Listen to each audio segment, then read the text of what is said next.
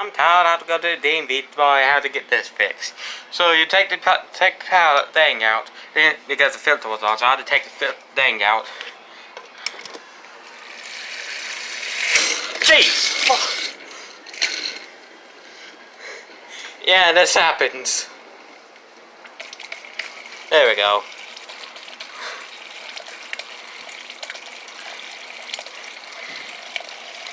Now I have to just watch this.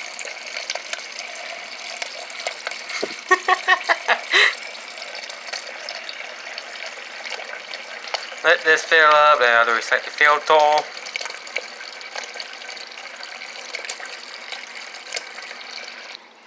Alright, now when it gets full, and it's not full, I have to dump it out. Goodbye, dirty water. Take a glass. Press this down. Set the filter. Take a sip.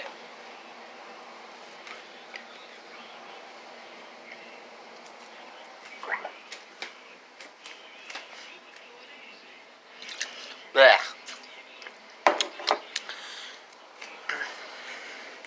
And there you go, it's fixed.